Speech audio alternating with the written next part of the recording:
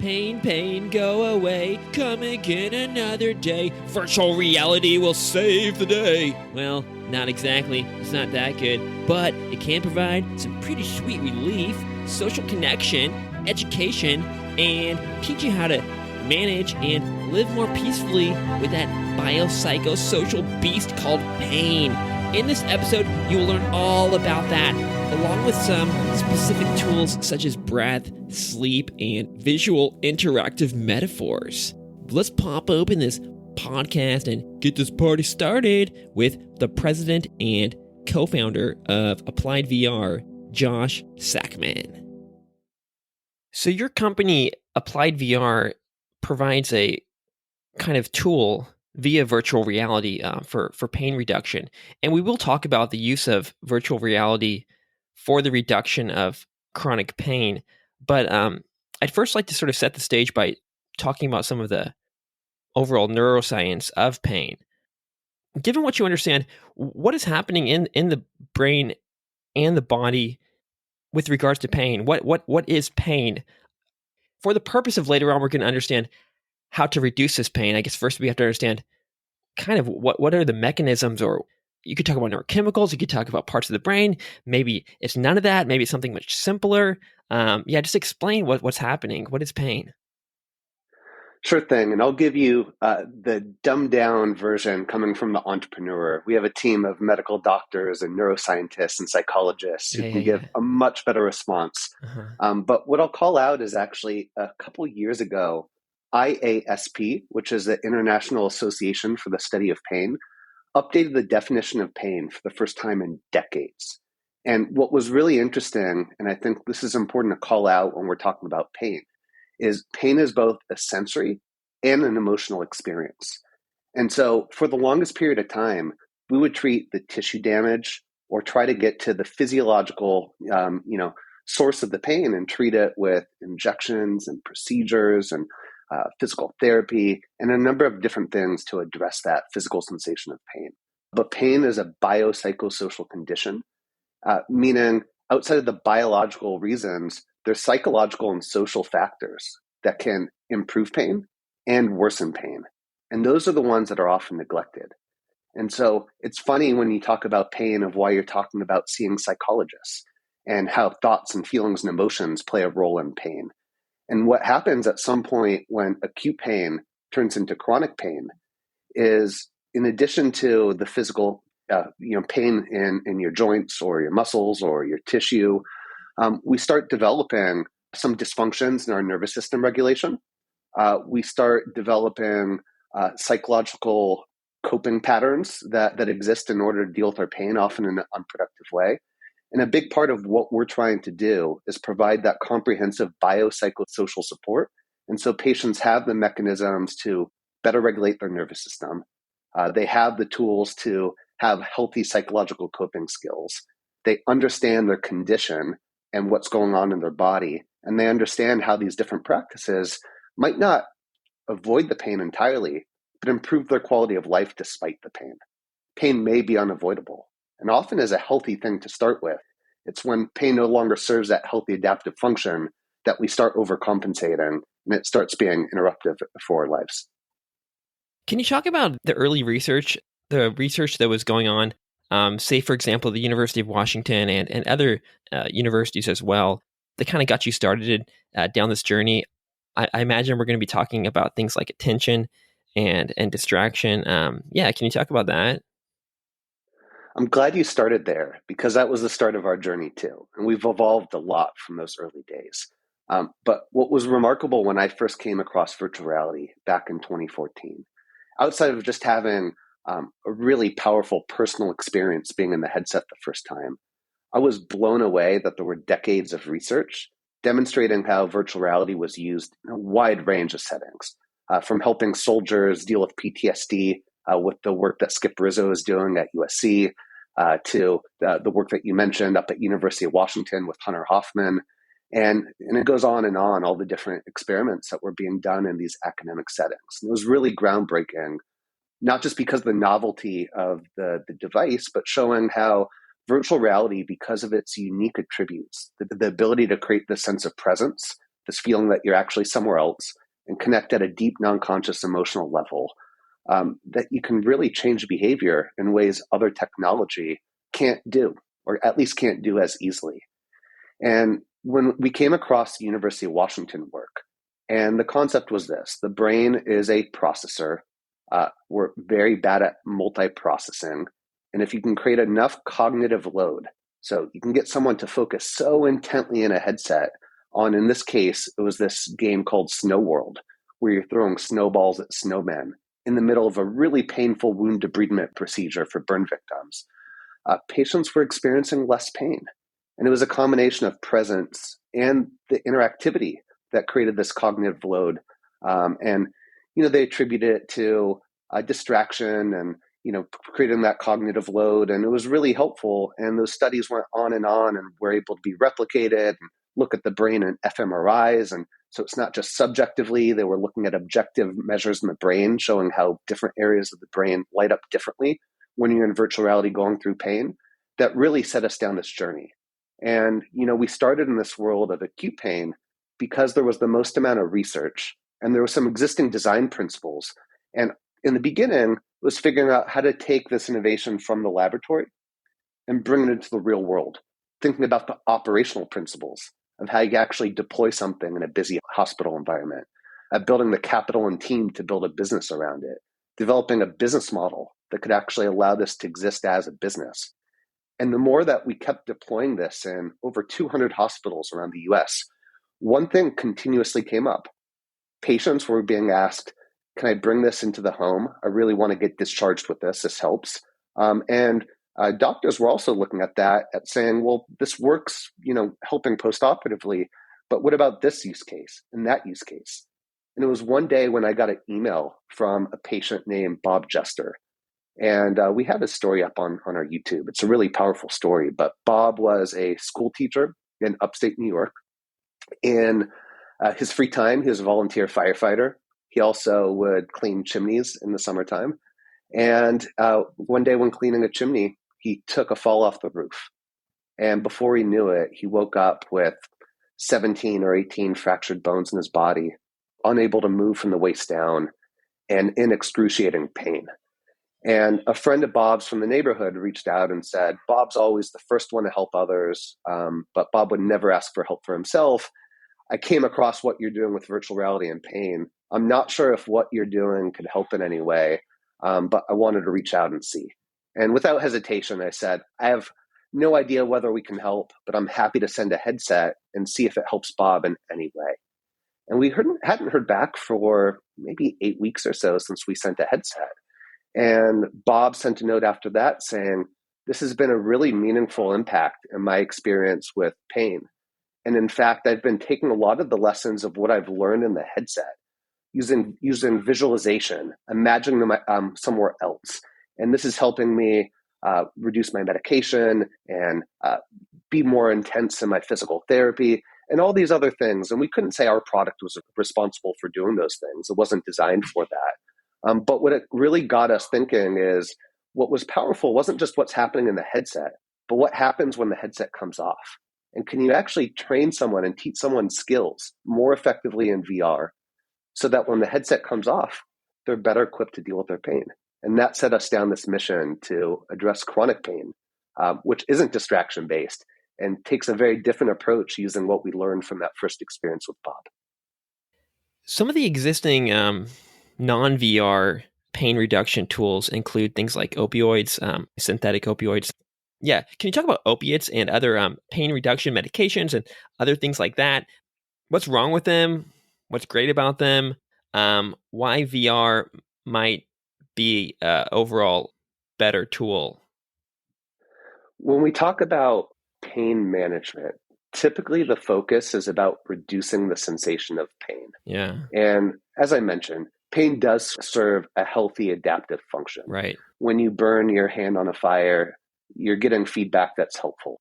And at some point in chronic pain, that pain signal becomes maladaptive and unhelpful for you. Okay. And as I said, pain is a biopsychosocial condition, and most injections, even implants, different forms of medication, opioids included, are really focused on reducing the sensation of pain. But at the end of the day, when that medication or procedure wears off, the pain comes back, and you're in this constant cycle of masking the symptoms. We're addressing it from a different angle. We're teaching you how to tap into really self-regulatory control of the body, learning the power of the mind, learning to develop skills and tools to be able to maybe not reduce the pain 100%, but be able to live your life despite that pain, and to be able to continue with your social activities and your activities of daily living, and spend time with your loved ones and your activities. And so we're an adjunctive therapy that can be used in addition to drugs and medical devices and other types of parts of the pain treatment paradigm. And what's really nice about what we do is it's a very low side effect profile. It's not like because you take a medication, you can't go through our virtual reality therapeutic medical device. And it's very well tolerated, and it's very low risk. And so it becomes a question or a conversation with doctors of, why wouldn't a patient try this?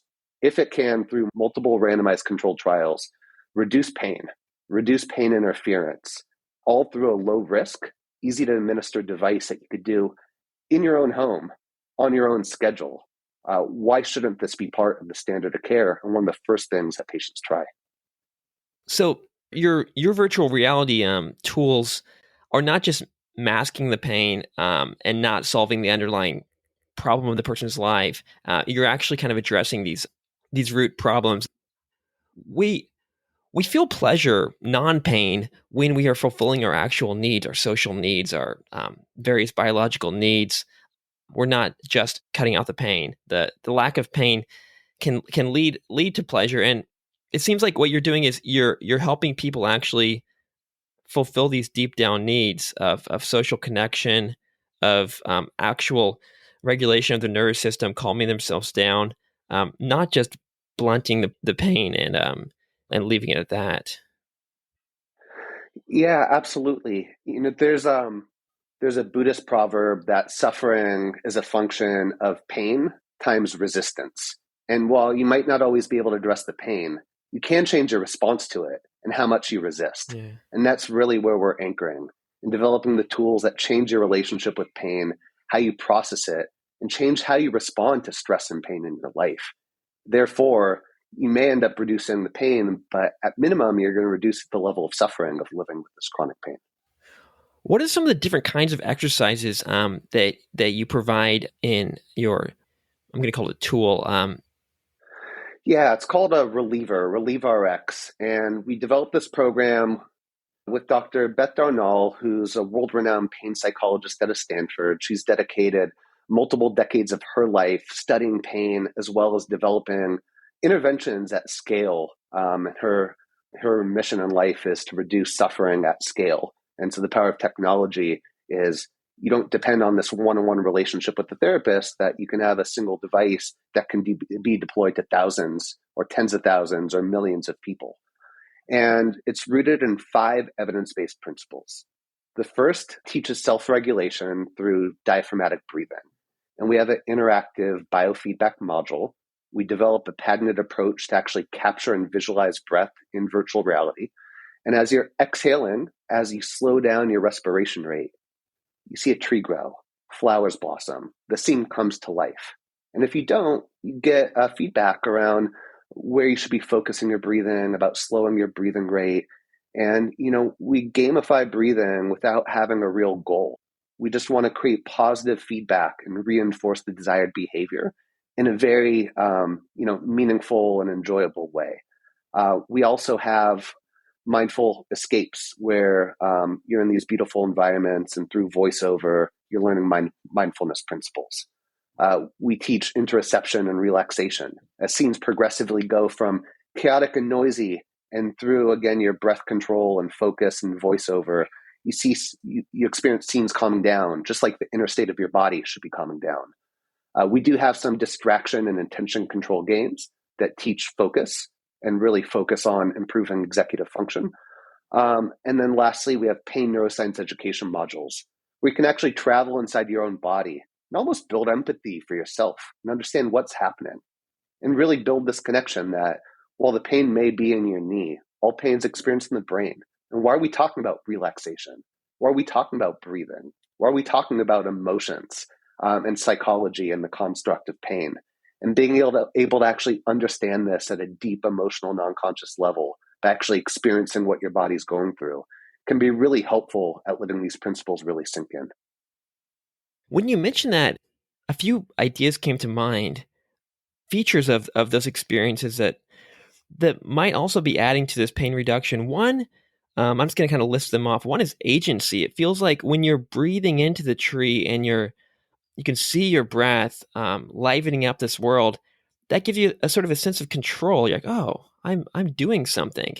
Also, number two, there's connection. You're connecting with this world around you. You're affecting these plants and I don't know whatever else is there.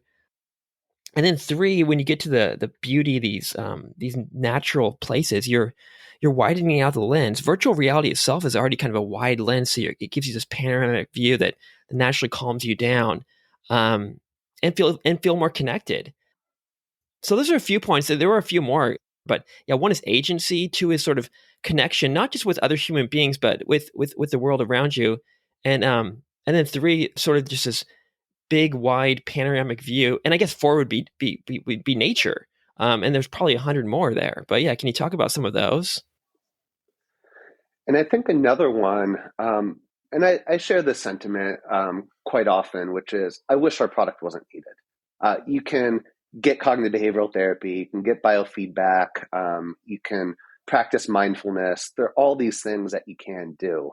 But access to the resources, affordability of the resources, the social stigma about getting access to some of these types of treatments, depending who you are and where you live, and just the work it takes to do it, often prevent people from actually getting the full benefit if they even start the experience. And furthermore, there are very few things in healthcare that are enjoyable. You talk about having to deal with the taste of your medicine. This is one of the few things in healthcare that is not just pleasant, it's enjoyable. And while you might not get instant pain relief, you'll probably feel pretty relaxed and in a better mood after you complete a session. And so, in addition to all the things that you talked about, and there are so many more, I think just creating a positive experience in that agency of taking control of your health and saying, not only am I willing to do the work, I'm actually going to enjoy this process and this journey. And I feel myself getting something out of it. And while I might not be getting that numb, tingling feeling of an opioid, so I might not get that instant hit of relief, I can feel that something's working. And I think that's a really powerful experience from patients who could easily be disenfranchised, who have gone through so much to try to find even the smallest form of relief from their suffering. Many of these patients in our trials have had chronic low back pain for more than 5 years. And we're giving them enjoyment, and we're also giving them hope. Yeah. What are some other, aside from VR, actually before that, I want to talk a little bit more about VR. What is it about virtual reality, doing this in virtual reality, that makes it work more effectively than, say, just giving them a YouTube video or something on a tablet, for example? Because there are people who do that. They give these patients YouTube videos of nature, etc. Maybe they would use virtual reality if they knew how or something. But yeah, what is it about VR? What is it about VR? So first and foremost, if you could deliver something outside of virtual reality to achieve your goal, do that. Mm-hmm. There's cost, there's complexity, there's a lot of explanation, inherent friction of introducing something new that you're not familiar with. But as I mentioned at the beginning of our conversation, when it comes to changing behavior is hard, especially the older you get and the more stuck you are in especially things like chronic conditions, like chronic pain. And so VR, because of its ability to create that presence and create those deep emotional, non-conscious connections, and to create this really powerful, immersive experience that does bring joy and wants you to engage and eliminates the distractions. And so no matter where you are and how chaotic your environment is, you can find some respite anywhere in your home, even in the most confined of spaces. And because you get that feeling, session over session, that you want to go back and you want to engagement with your treatment becomes higher. And often, even medication adherence is about 50%. A lot of digital health apps are even lower. And so while they work and incentivize clinical trials, they fall short because patients don't open the app again. They don't go back. And because of that engagement that's somewhat natural to VR and can be strengthened through good design principles, you can get someone to actually engage with their therapy, which is a requirement for them actually getting the therapeutic results. Awesome. Yeah, so vision, using visuals through tools like virtual reality. This is one way. I guess it's a very immersive way to do it. There are some other pain reduction, non-pharmaceutical sort of behavioral tools that I imagine might work. Some of them might include things like movement, heat, not just breathing, but sort of vocalizations. Social interaction, touch. I mean, maybe, we kind of rub our knee and we kind of give the boo-boo a kiss and we hold hands, and these things help. Sound, and a bunch more. Maybe even we can use smells or a taste. I don't know. Like what are some of the most effective non-VR tools that you've sort of and non-pharmaceutical tools that you've also sort of discovered, and maybe you incorporate into the experience? I know breathing and meditation and nature are some of them that you've incorporated into it. What are some others that, whether they're in the AppliedVR product or not, maybe they might be in the future or something? There's so much, and we work with some of the top pain experts. So I can't speak to all the things that we're not doing that benefit. And in fact, Dr. Sean Mackey is the chief of pain management at Stanford. He recently did a 3-hour episode on Huberman Labs, and a remarkable look deep into what is pain and what can you do about it. And so I highly recommend listening to people like Dr. Mackey over myself when it comes to all the things that you can do to improve. But what I do know is there are a lot of things out there. There are far fewer things that have actually been studied in prospective randomized controlled trials. And many of those things like cognitive behavioral therapy, acceptance and commitment therapy, different mindfulness-based approaches, biofeedback and diaphragmatic breathing, all those have been proven to be extremely helpful. But we hear a lot about the opioid epidemic, but the other crisis that we're facing right now is we're seeing this major dropout from HCPs, and we're seeing a huge care shortage. And so even if you had access to, even if you wanted to pursue all these different types of therapies and techniques, it would be really hard to find someone who's trained in your area. And that's what's so exciting about the promise of VR and other technology. If you can bring a device into the home, and it's not designed to replace a person, but in a world where there's a 6-month wait list, like in many health systems, to see a pain psychologist, if you can get some version of that on your own device or a VR headset in your home, you're taking people who are left with pretty much nothing aside from some over-the-counter medications, and you're providing some evidence-based tool that they can use in their home. And so, while I can't even speak to all the options out there, even with options out there, actually getting access and getting access to someone good in your area and someone with availability that you can afford, that's really a big problem that's going to continue to grow in this country. Yeah. So you mentioned earlier about how pain does have a function. It's a sort of a signal that maybe we should not engage in certain actions. We should stop. Usually, pain's not telling us to go forward. It's usually telling us that, hey, like don't use this part of our body, or there's a problem we need to fix. So yeah, red alert. So we don't always want to reduce pain, is my point. But as you mentioned, sometimes it gets chronic, and it's just there. The signal keeps going off. The fire alarm's busted or something, and so you got to just turn it off. How do you kind of know when to reduce the pain through opioids or through virtual reality or whatever? I guess a VR wouldn't be that harmful in any case because it doesn't really have these side effects. But and when to sort of face it and just embrace it and just just knuckle through. Pain's such an individual experience that two people that are exposed with the same injury can have a very different experience with pain. And so much is finding what works for you. And what we hear often from patients is there isn't a single solution to their problem. It's about building a toolkit of different things that are the right balance of effective and safe that can support you. And, while medication does have higher risk than things like therapeutic virtual reality, it certainly plays a very helpful role. And in fact, it's forced tapering programs of forcing patients off their opioids against their will actually has some really big consequences. And so for us, our approach is we want to introduce a wide range of skills. And you may practice all of them. You may anchor to just one. And that doesn't matter as much to us as you're acquiring and getting awareness to a wide range of things. And I actually think that is the approach that I'd like to see more broadly outside of VR, is can we introduce people so that they have an opportunity to build their toolkit and they can pull from the tools. And one of those tools actually may be grit and resilience of I'm not going to take any medication and I'm just going to breathe, and I'm in a moment where it matters more that I don't go home and shut off, but I figure out a way to get through this moment I'm at. Or it may say, I'm really in touch with my body and I know when to step back and say, today I'm going to take it easy.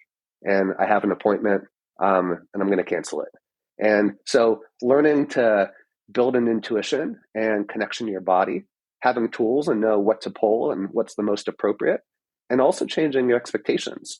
Because I think one of the most interesting parts of ACT, acceptance and commitment therapy, it really starts, so the acceptance part is I want to identify the values that are important in my life, connecting with friends or family, my hobbies, my job, or going to my class and seeing my classmates in school. And then challenging, are my actions in line with the things that I value in life?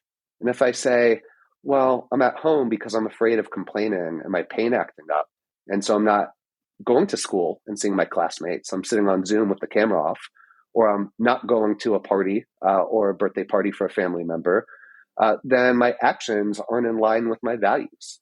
And so accepting that I'm going to have pain, committing to a plan that allows me to live with my values is actually a healthier thing to figure out how to introduce pain to my life in a productive way. And so there's all these different forms of therapeutic models where accepting pain is actually part of the therapy. You mentioned interoception.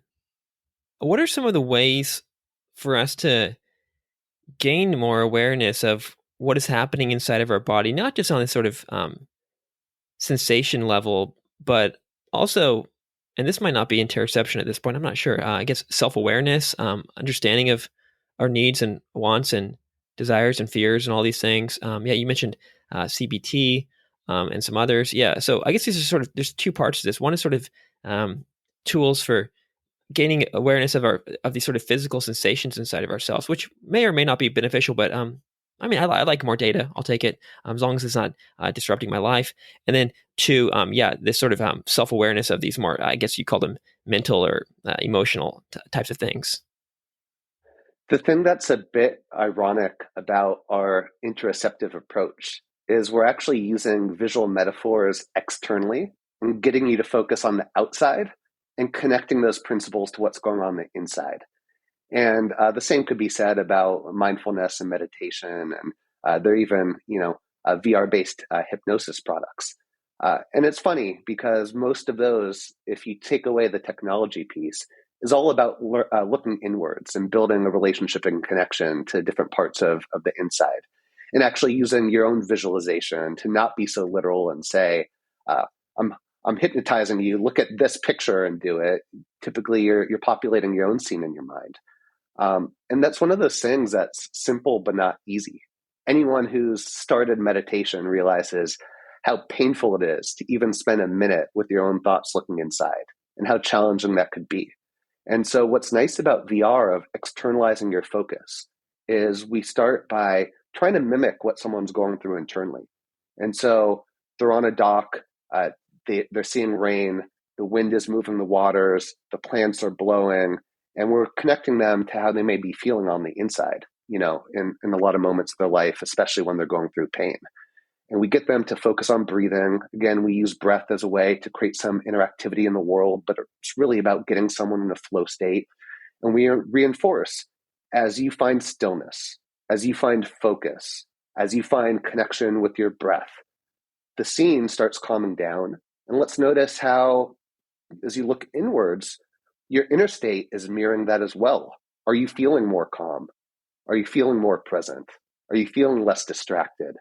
And by the end of 5 or 10 minutes of this, showing how with that conscious focus and paying attention externally and then internally, you can recreate that at any point during your day.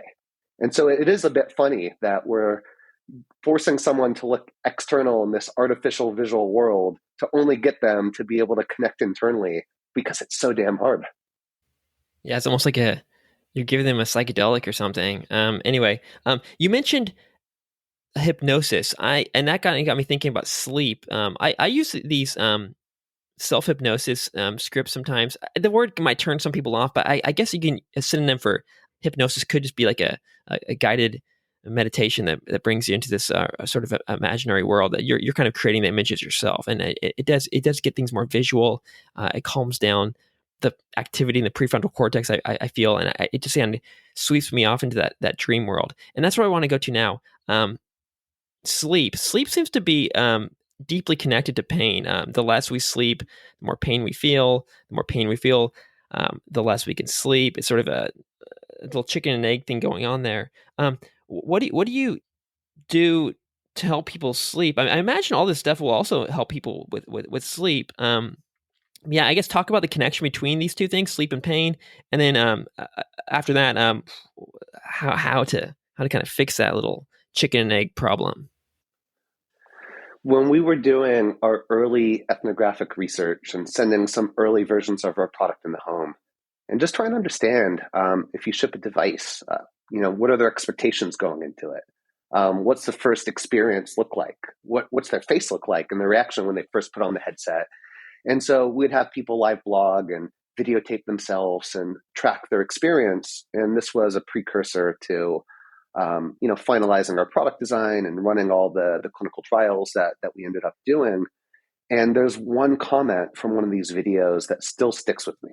And they said, I had it all wrong. I thought if I took my medication, I'd have less pain, then I'd be able to actually fall asleep at night and I wouldn't be so stressed all the time. But as I was doing this, I don't know if my pain was getting better, but I was feeling less stressed. And so I was sleeping better. And before I knew it, after a week or two, was experiencing less pain. And so it was a completely different paradigm shift for their expectations for what treatment was and how it impacts them. And you can't separate pain from anxiety and sleep or PTSD or other concurrent conditions that you have. It's all intertwined. And so you're right.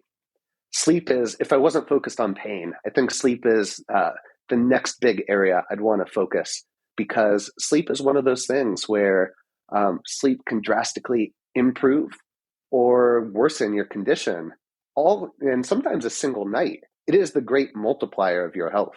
And, it's a really powerful healing thing, especially when it comes to chronic pain. And so, when we're looking at our clinical trials, while the 0 to 10 pain score is the gold standard, that is just how you measure pain, because you can't, there isn't a biological, biomarker like there is in cancer treatment and other conditions. But what we're also looking is how pain interferes with stress, sleep, mood, activity, and other things. And while we're seeing in our clinical trials, on average 2 points to 2.4 point pain reduction over 8 weeks, the pain interference reductions are quite a bit higher. And that's how pain is not interfering with your sleep. It's not interfering with your stress levels and your activity and your mood. And that is the real power when you're addressing a condition with this full biopsychosocial spectrum, is you're not just seeing that symptom reduction like with an opioid pill. You're seeing the improvements across a lot of different aspects of their lives. Yeah, and thanks for reminding us that, it's not just the connection between sleep and pain, it's a connection between sleep and I guess every form of pain in a way, psychiatric disorders, obesity, addiction, all kinds of stuff. So yeah, that's very important. And you mentioned Huberman Lab earlier. He just started a 6-part series. I think the first episode came out yesterday with him and Matt Walker from Berkeley. Matt Walker also has a great podcast. He's appeared on a lot of the great ones, so I think that's an excellent source for sleep. But I'm very excited about every Wednesday for the next like month and a half. He's going to provide these extra episodes with Matt Walker. So that's really, really cool. And it seems like you're also, you're excited about sleep. But another thing is breathing. Breathing it seems to be a core feature of these experiences you're making. One type of breathing that you seem to be focusing on is this diaphragmatic breathing, exhales also. But I also noticed that you're a Wim Hof instructor. So that's a sort of different kind of breathing. That's more of a kind of increasing our sympathetic arousal. Talk about the different ways we can breathe to calm ourselves down, to reduce pain, but maybe also some of these kind of Wim Hof techniques to kind of, I don't know if that's going to work for reducing pain, but maybe that might also work, but it might be doing something else. So yeah, talk about breathing exercises. When we're first in the early development stages, I was really interested in biofeedback. And clinical biofeedback, you typically go in and you wear different sensors on your finger, your arm, or your head, and you're working with a practitioner who's telling you, once you get into the state, you can see your heart rate decrease and your heart rate variability increase, and your skin temperature do this, and your brain waves do that. And it ends up being this very almost, didactic exercise of experimenting and showing how you do this and signals show up that way. And I kept asking, well, how do you do that? How do I make my brain signals, go up instead of down, or my heart rate go down instead of up? And at the end, it all came down to achieving this relaxation response. And the relaxation response was done through focus on your breath, and how getting in this resonant state of breathing, of finding the ideal respiration rate, activating the diaphragmatic, the diaphragm. So getting away from that shallow breathing, going into the deeper breathing that you could do when you activate your diaphragm, ended up producing all of these lagging indicators. And so we said, well, why focus on those signals that require a lot more expensive and complex technology to be able to show those things? And let's just get people to focus on breathing the right way. And, if you get them to breathe, the rest of those things are bound to happen, even if we're not measuring it. And so that was the early kind of indicator for me of the power of the breath. And that sent me down this personal journey of playing around with my own breath work that culminated in wanting to actually get certified as a practitioner, which I did through Wim Hof. But what's interesting, and James Nestor's Breath is a fantastic book. There's other great books too, but his really cemented a lot of these principles for me. But how you breathe plays a big difference in how you experience the impact of that breathing. So his experiment where you tape your nose and you only mouth breathe, and how quickly he had sleep apnea, higher blood pressure, his heart rate was different, he was more irritable. And breathing is breathing, right? Who cares if it's through the nose and mouth? And he's able to personally experience, without even going into a clinical trial, of just where you breathe from plays a difference. And as he went through those experiments, I went through those experiments too. As you prolong your exhalation and you have more focus on a longer exhalation and shorter inhalation, you get into this parasympathetic nervous state. And so that's that deep relaxation state. Going away from the fight or flight and really just finding calm and peace. And so you hear about 4-7-8 breathing. Andrew Weil kind of promotes that for a sleep technique where you breathe in for 4 seconds, so relatively short. You hold for 7 seconds and you exhale for 8 seconds. So much longer exhalation and inhalation. And you'll notice even after 3 or 4 breaths of doing that, you find yourself a bit sleepy. You're definitely calm. You're out of that stress state. Wim Hof focuses on more focus on the inhalation. So fully in, belly, chest, and then a quick exhalation. And what you find with the focus on the inhalation versus the exhalation is you're building energy. You're actually creating releases of adrenaline and getting into that fight or flight. And that does some really interesting things in your ability to perform from an athletic standpoint. test your response of getting into that stress state and then get out of it, which is the point. So you stress yourself out and then you hold your breath and you go deep into relaxation. You're playing with that interplay between a stress response and relaxation. And then there's box breathing, which is often taught for Navy SEALs and military as a way to steady their hands when they're firing a gun or keeping calm in stressful conditions. And that's breathing in for typically 4 or 5 seconds, holding for 4 or 5, exhaling for 4 or 5, and then holding again. And you find this rhythmic balance state that puts your body and mind in a state of balance. And so again, how long you're breathing, where you're breathing from, your nose or your mouth, whether you're focusing more on the exhalation or inhalation, all plays a big role in actually how you feel. And you can play around with that yourself, which is really fun to actually see, if I breathe this way, do I feel any different than when I breathe that way? Yeah, and you've kind of jimmied up this Pico VR headset, and it sounds like you're gonna have to correct me here. You've kind of stripped out the software and stuff. You've added on like a little piece. I guess it's a piece of hardware. I don't know, where it's actually tracking your breath. Yeah, we're gonna kind of take a little side trip here into technology land. Yeah, what's going on with this headset? What's it tracking? What are the sensors? I know some of it is inbuilt, but some of it you've sort of added on. So talk about that with regards to breath, but maybe anything else that you might want to add. So we're taking a consumer headset, in this case, Picos, and we're turning it into a regulated medical device. And we realized it's really important, not just that our therapeutic programming works, but that every part of that user experience is easy to use, engaging, and is ultimately effective in helping patients reduce their pain. And so we've worked with Pico to be able to control every aspect of the operating system, from making sure it boots up and goes into our program to overriding a lot of the system settings so we can connect to Wi-Fi using our gaze interface. There's no controllers. It's entirely driven by gaze, so turning your head, you're able to navigate.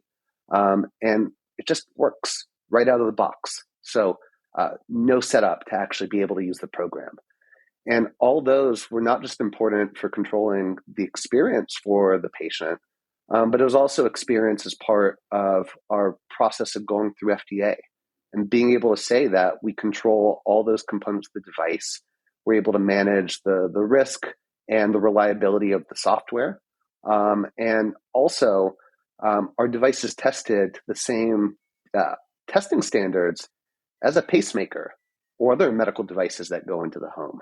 And so we're going beyond what the consumer standards are and saying, from electromagnetic interference and electromagnetic compatibility, from a battery safety, what happens when you drop it, what happens when the box gets shaken and dropped.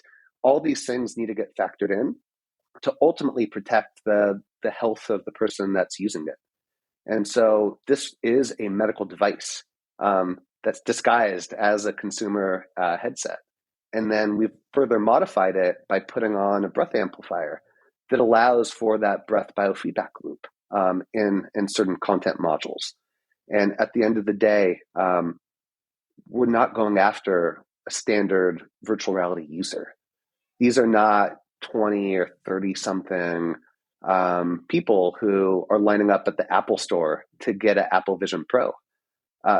These are 7-year-old war veterans who may have, pretty dated phones and not have internet at home. They may be in their 80s, like some of our clinical trial members. They may live in rural areas.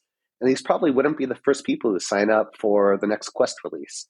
But we're finding not only can they use the device, and we use something called the system usability scale to make sure that this is usable and it has benchmarks, and we're actually easy to use in an iPhone, easier to use in Gmail, a microwave, and an ATM. But these older populations, not only can they use it, their engagement, the amount of times they complete sessions, and their satisfaction is often higher than what you consider a typical VR user.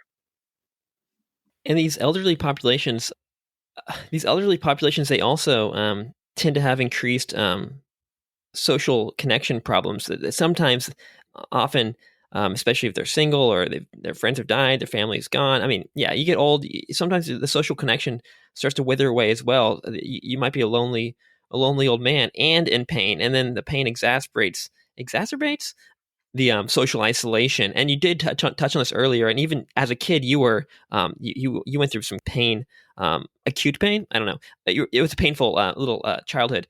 And that led to some social isolation, I guess, too.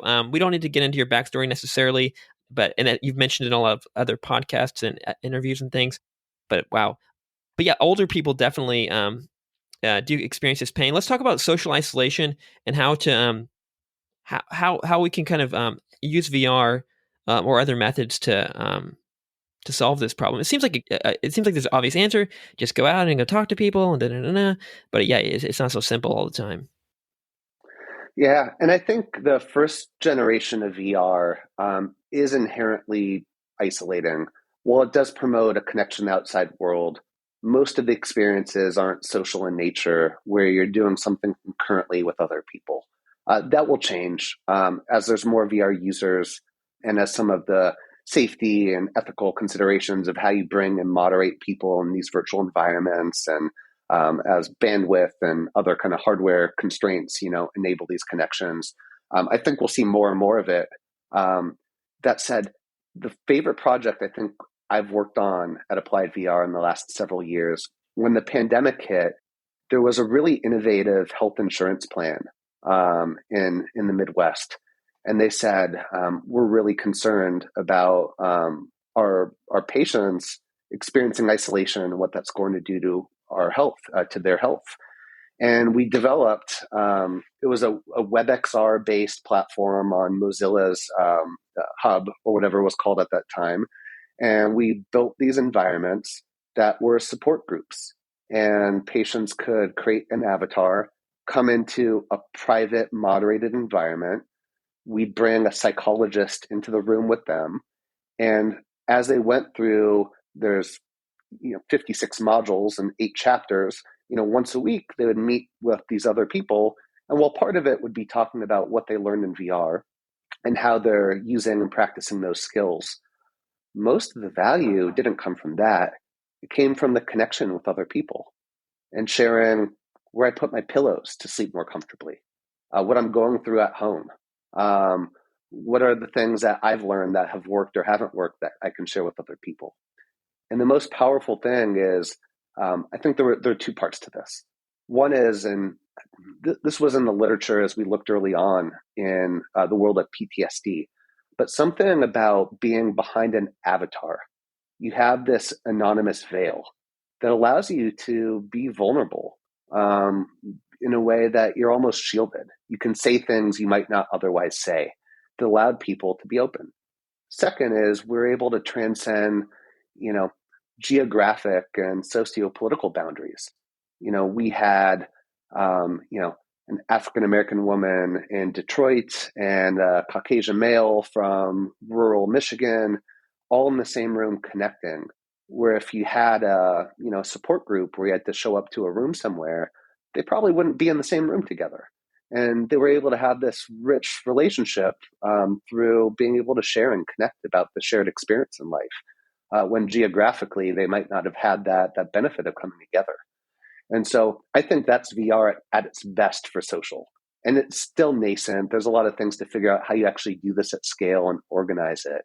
But to be able to bring people together, to be more vulnerable, and genuinely connect with people that would be outside your typical social norms based on where you live and who you interact with, it was just so powerful to experience. Yeah.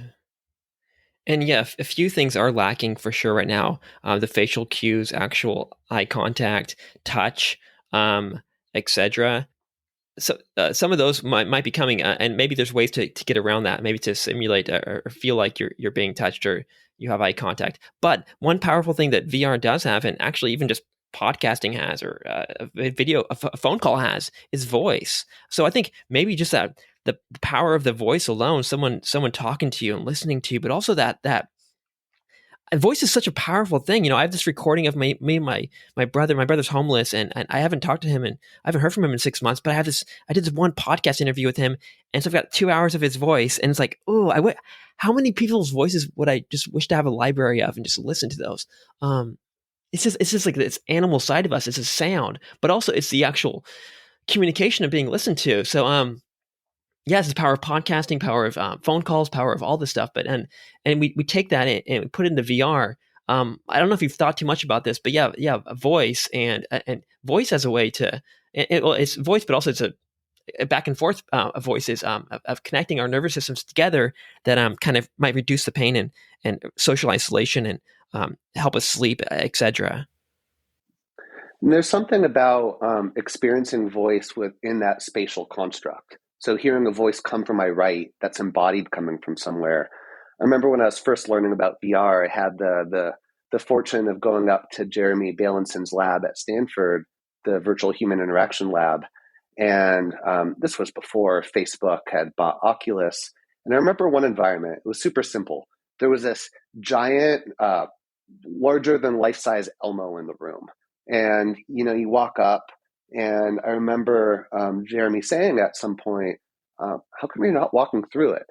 And I said, that's a really good point. I wasn't even thinking about it, but I was respecting the space of this giant Elmo inanimate object.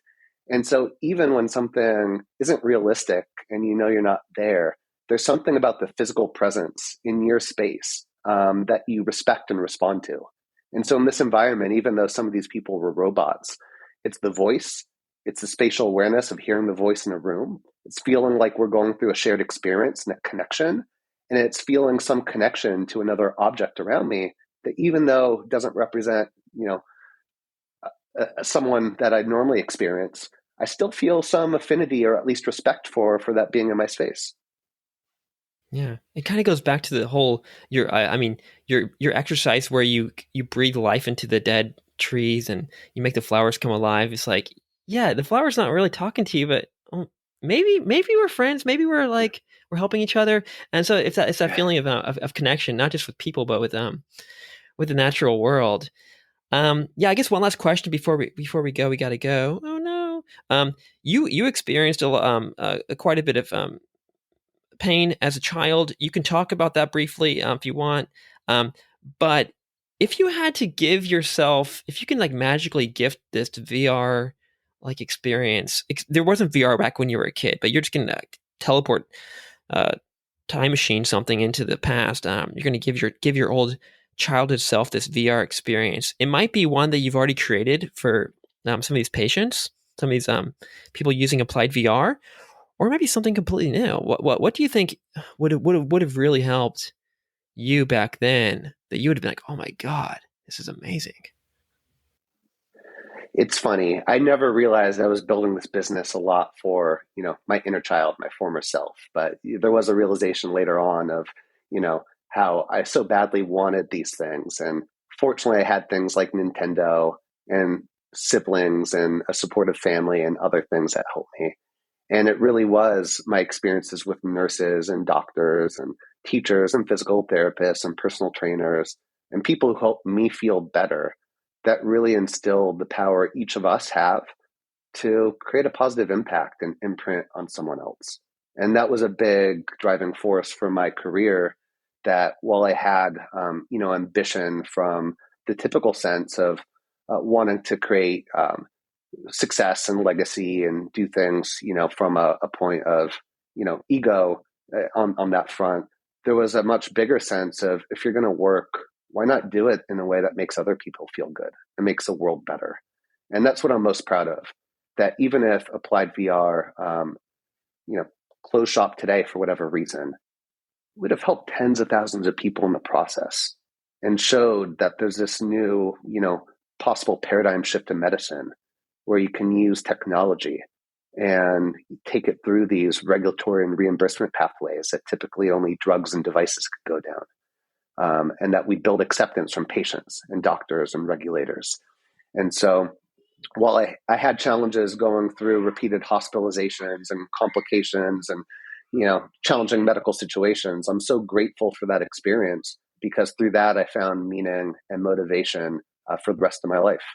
And I hope in any way that we can impart that through what we're doing with Reliever to give other patients hope, like I was able to find. Well, I think that's a beautiful, perfect note to leave this on. If people want to connect or learn more about AppliedVR, where can they go? Yeah, connect with me on LinkedIn. Active and love to get connections there. It's AppliedVR.io. We have all the typical social media platforms. But please, thanks for listening to the story, following the journey, and I look forward to connecting with your audience. Awesome. Thank you so much, Josh. I learned so much, and I got a little social connection here too, alone in Japan, but I got a little virtual hangout with you, and especially a healing kind of healthy, positive person that really helps. But we're gonna go down another path right now. I should stop. Yeah, thank you so much. Yeah, keep in touch. Thanks, Michael.